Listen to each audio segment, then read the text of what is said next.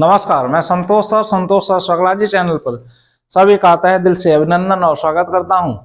जैसा कि आप लोगों को पूर्व में बताया गया था कि सुपर टेट की श्रृंखला प्रारंभ की जाएगी, उसी कड़ी में बढ़ते हुए आज हम लोग सुपर टेट के दृष्टिकोण से देखिए, सुपर टेट में चाइल्ड साइकोलॉजी, उसके साथ ठीक है शिक्षण है, टीचिंग है, साथ में बहुत से सिलेबस लंबा चौड़ा है, तो एक एक सिलेबस को हम लोग कवर करते हुए क्रमबद्ध रूप से पढ़ा जाएगा। साथ में ये सब सुपर टेट के प्लेलिस्ट में भी डाल दिया जाएगा, ठीक, वहां से भी आप लोग देख सकते हैं।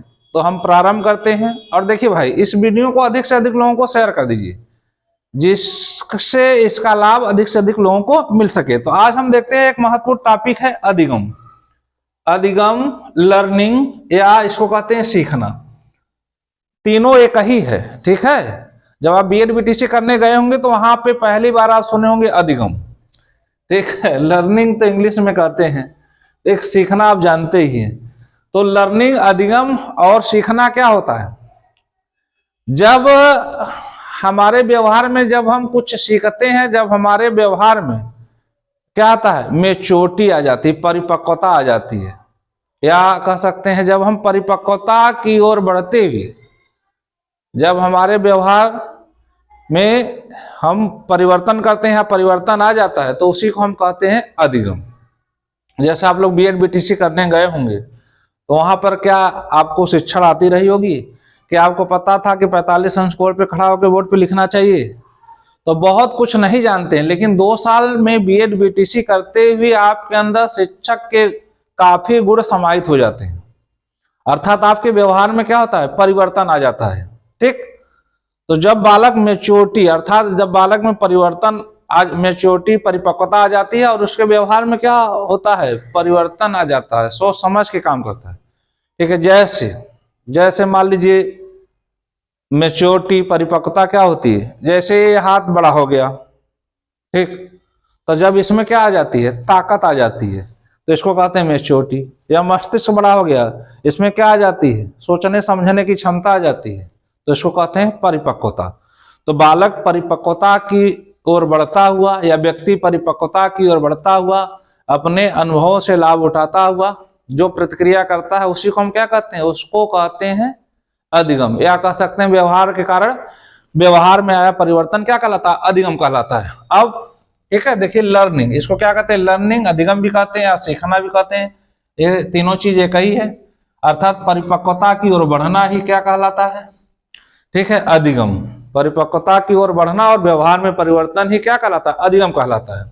अब जैसे बालक परिपक्वता की ओर बढ़ता हुआ, अपने अनुभव से लाभ उठाता हुआ जो प्रतिक्रिया करता है, उसको कहते हैं अधिगम कहते हैं। इसको याद रखिएगा। इसके अलावा बहुत से महत्वपूर्ण परिभाषा हैं, ठीक, जो टेट और सुपर टेट दोनों के दृष्टिकोण से बहुत ही महत्वपूर्ण है। तो इस टॉपिक में हम देखेंगे अधिगम और अधिगम सोपान की, ठीक है, रॉबर्ट मिल गय ने कहा है।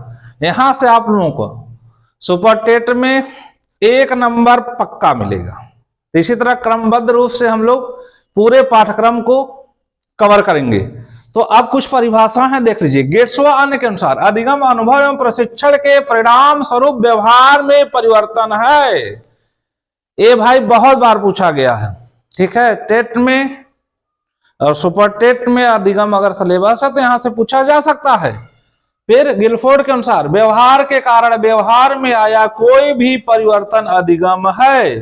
व्यवहार के कारण व्यवहार में आया कोई भी परिवर्तन क्या है, अधिगम है। अधिगम है, देखिए सेंटेंस यही पूरा हो जा रहा है। अगला कोटेशन है स्किनर के अनुसार। स्किनर महोदय के अनुसार क्या है, प्रगतिशील व्यवहार व्यवस्थापन की प्रक्रिया को अधिगम कहते हैं। प्रगतिशील व्यवहार व्यवस्थापन की प्रक्रिया को अधिगम कहते हैं। अगला परिभाषा है क्रो एंड क्रो के अनुसार अधिगम आदतों, ज्ञान, अभिवृत्तियों का अर्जन है, ठीक है। अधिगम आदतों, ज्ञान और अभिवृत्तियों का अर्जन है। और क्रानबैक महोदय के अनुसार अधिगम अनुभव के परिणाम स्वरूप व्यवहार में परिवर्तन द्वारा व्यक्त होता है। तो यह अधिगम की महत्वपूर्ण परिभाषा है। ठीक है, यहां से इसको ध्यान से देख लीजिएगा, इसको लिख लीजिएगा। और एक महत्वपूर्ण टॉपिक, इसके बाद हम एक महत्वपूर्ण टॉपिक देखते हैं अधिगम सोपान की। यहां से सुपर टेट में पिछली बार भी पूछा था, ठीक है, 2 बार सुपर टेट हुआ है, दोनों में यहां से पूछा था, और टेट में तो हर साल पूछता है। तो उस टॉपिक को हम अब आगे देखते हैं, अधिगम सोपान की। आगे देखते हैं हम लोग अधिगम सोपान की, ठीक है। देखिए भाई, अधिगम सोपान की हायरार्की ऑफ लर्निंग, अधिगम सोपान की किसने दिया था? तो याद रखिएगा, यहां से सीधे सीधे प्रश्न पूछता है कि अधिगम सोपान की किसका है। तो अधिगम सोपान की है R.M. गैने, या इनका पूरा नाम है रॉबर्ट मिल गैने। देखिए, ये अमेरिका के अमेरिकन ठीक है मनोवैज्ञानिक थे, शिक्षा शास्त्री थे। तो इन्होंने अधिगम को समझने के लिए अपनी पुस्तक, ठीक है, अधिगम को समझने के लिए अपनी पुस्तक the conditions of learning, the condition of learning में अधिगम को 8 सोपानों में क्रमबद्ध किया। कितने सोपानों में? अधिगम को 8 सोपानों में क्रमबद्ध किया, जो एक सोपानकी के रूप में एक दूसरे से जुड़े हुए हैं और एक दूसरे में अंतर्निहित। ठीक, तो याद रखिएगा, अधिगम सोपानकी किसने दिया? रॉबर्ट मिल गैने। याद रखिएगा, इनकी पुस्तक क्या है? द कंडीशन ऑफ लर्निंग, ठीक है। इसी में अपने सिद्धांत को दिया, अधिगम सोपानकी हायरार्की ऑफ लर्निंग। और इन्होंने अधिगम के 8 प्रकार बताए, जो एक सोपानकी के रूप में एक दूसरे में क्या है? क्रमबद्ध है। अब हम आगे देखते हैं, ठीक है भाई। देखिए, यहां से शुरू होता है नीचे से ऊपर। अब एक प्रश्न पूछता है, अधिगम सोपानकी का सर्वोच्च स्तर क्या है? अधिगम सोपानकी का सर्वोच्च स्तर क्या है? तो देखिए, अंतिम एवं 8वां समस्या समाधान अधिगम, ठीक है, प्रॉब्लम सॉल्विंग लर्निंग अधिगम सोपानकी का सर्वोच्च स्तर है और अंतिम स्तर। जब बालक के अंदर समस्या समाधान की क्षमता आ जाती है तो यह सर्वोच्च कंडीशन है अधिगम सोपानकी का और अंतिम। तो यहां से प्रश्न सीधे सीधे पूछता है कि अधिगम सोपानकी का सर्वोच्च स्तर क्या है? तो समस्या समाधान अधिगम, प्रॉब्लम सॉल्विंग अधिगम, इसको याद रखिएगा। अब एक प्रश्न पूछता है, अधिगम सोपानकी का सबसे निम्न स्तर क्या है? तो संकेत अधिगम, यह पहला है और सबसे निम्न है, सबसे नीचे है, सबसे निम्न, ठीक है, सबसे निम्न है। निम्न स्तर पे कौन है? सबसे निम्न स्तर पे है संकेत अधिगम। क्यों? क्योंकि यह बालक को सीखने के लिए यांत्रिक तरीके से, ठीक है, यांत्रिक तरीके से बल देता है, इसलिए इसको सबसे निम्न स्तर पे रखा गया। ठीक, जैसे बालक नहीं सीख रहा है तो उसको क्या कहता है? टॉफी ले लो बेटा, ठीक है, चॉकलेट ले लो, ठीक, पास हो जाओगे मम्मी पापा कहते हैं साइकिल दिलाएंगे, तो ठीक है, तो नाना प्रकार के उसको क्या देते हैं? लालच देते हैं। तब वो क्या करता है? सीखता है, ठीक है, स्वयं से प्रेरित नहीं होता है। ठीक, तो इसको इसलिए यह यांत्रिक तरीके से व्यवहार में या अधिगम करने के लिए जब प्रेरित किया जाता है तो इसको कहते हैं संकेत अधिगम। अब इसकी तुलना किसके साथ की गई है? तो पावलोव महोदय की, याद रखिएगा, इसको भी याद रखिएगा, पावलोव महोदय के शास्त्रीय अनुबंधन के सिद्धांत से, क्लासिकल कंडीशनिंग थ्योरी से तुलना की गई है। क्योंकि उसमें भी पावलोव महोदय ने कुत्ते पर प्रयोग किया था तो उसको यंत्रवत तैयार कर रहे, तो इसको याद रखिएगा, इसलिए सबसे निम्न कंडीशन। इसके बाद आगे बढ़ते हैं, उद्दीपक अनुक्रिया अधिगम। उद्दीपक का मतलब होता है क्या, वह वस्तु जब हमको उत्तेजित करे, ठीक है, तब हम क्या करते हैं, प्रतिक्रिया करते हैं। तो इसमें भी आ गई, ठीक है, यह भी जब हमको कहीं से उत्तेजना मिलती है, लगता है कि कुछ मिल सकता है, तब हम क्या करते हैं, प्रतिक्रिया करते हैं।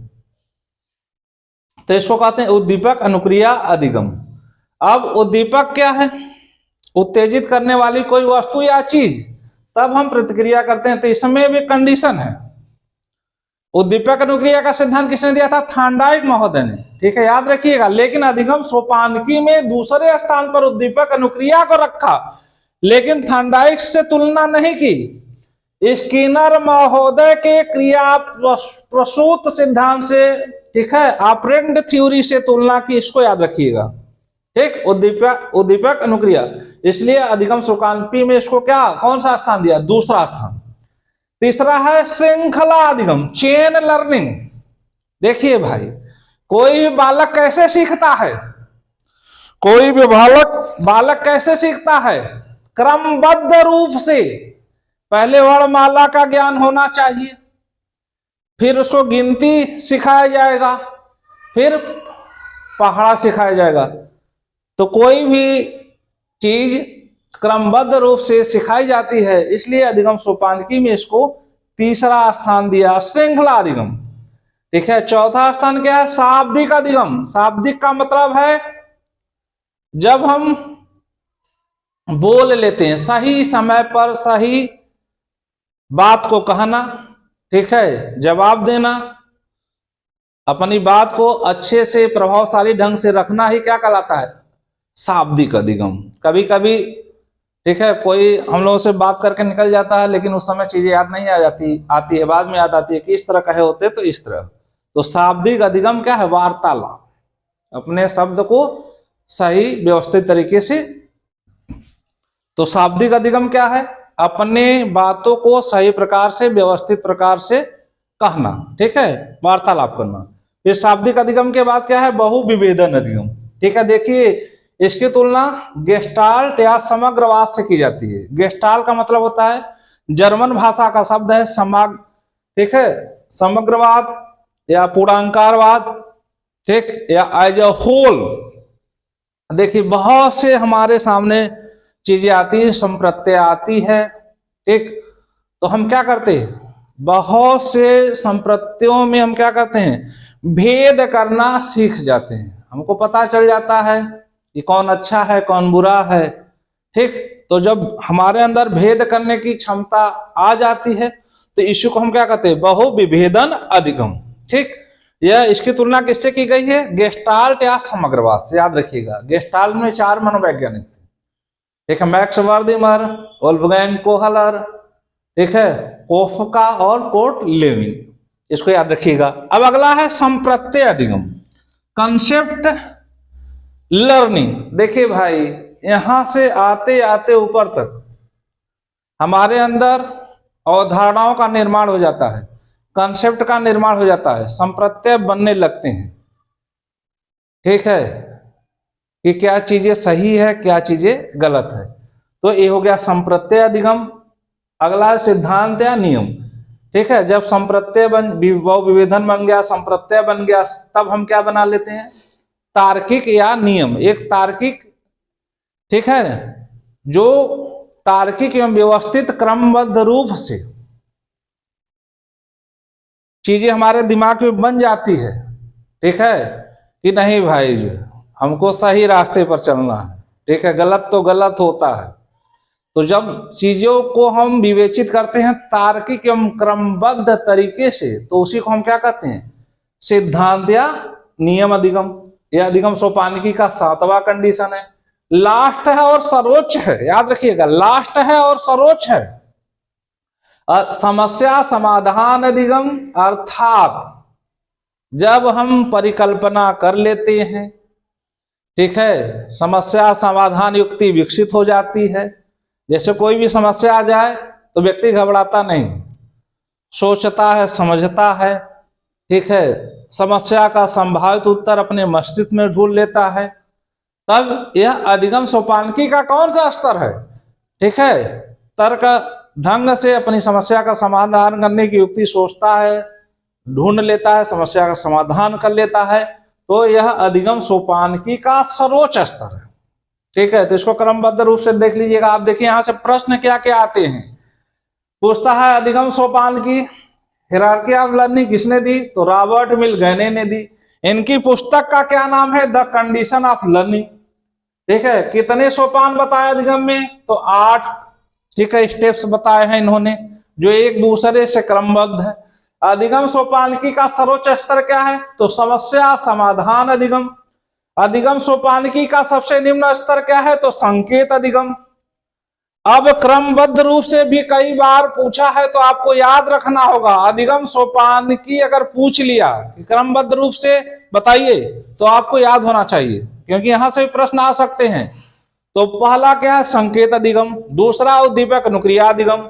तीसरा क्या है? श्रृंखला अधिगम। चौथा क्या है? शाब्दिक अधिगम। पांचवा क्या है? बहुविभेदन अधिगम। छठा क्या है? संप्रत्यय अधिगम। सातवां क्या है? सिद्धांत या नियम अधिगम। और अंतिम एवं 8वां क्या है? समस्या समाधान अधिगम। अधिगम। तो इसको भी क्रमबद्ध रूप से आपको आना चाहिए। यहां से आपको अधिगम और अधिगम सोपान की सुपर टेट के दृष्टिकोण से बहुत ही महत्वपूर्ण है। यहां से आपको 1 नंबर 100% मिलेंगे। ठीक है भाई, ठीक है। तो यह सुपर टेट का हो गया। अगली क्लास में टेट में मिलते हैं, उसमें बुद्धि चल रहा था। तो देखिए भाई, चीजें बहुत व्यवस्थित है और इसको ध्यान से पढ़ लीजिए, हल्के मत लीजिएगा।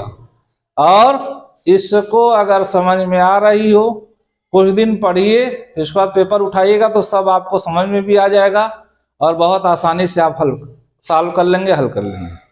तो अगर समझ में आ रही तो इसको अधिक से अधिक लोगों को शेयर कर दीजिए, जिससे इसका लाभ मिल सके अधिक से अधिक लोगों को। थैंक यू सो मच, धन्यवाद।